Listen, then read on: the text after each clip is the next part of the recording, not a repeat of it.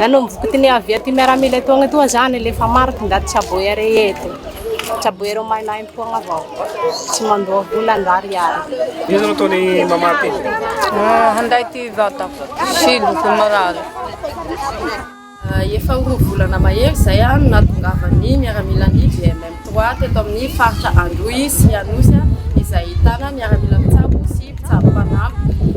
Tao anatin'izay fotoan'izay dia efa be ireo asa natao toy ny fizaham-pahasalamana, maimaim-pona sy fizarana fanafody an'ireo vahoaka tany amin'ny fokontany na commune lavitra toeram-pitsaboana.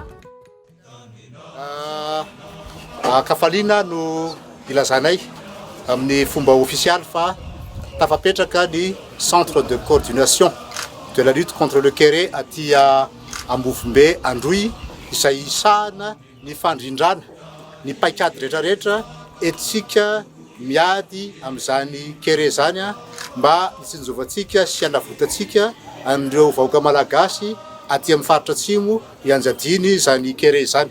Atsika hoe constaté hoe commune touché be indrindra fokontany touché anomboantsika anazy. Miaramila mpitsabo moa dia vonona foana ny andray ny andraikiny sy ny asa tandrify azy ao anatin'ity ady amin'ny kéré aty atsimo ity.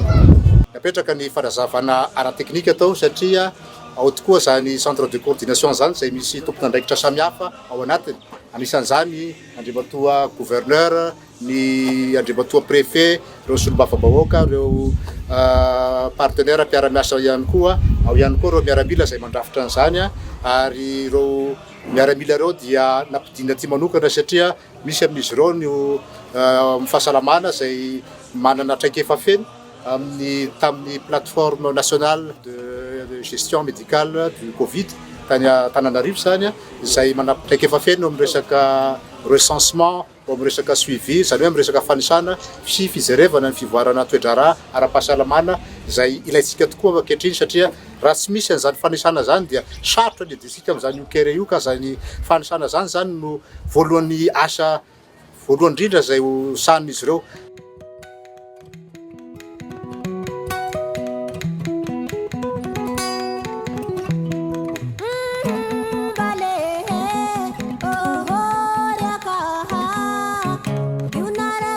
Let's go now.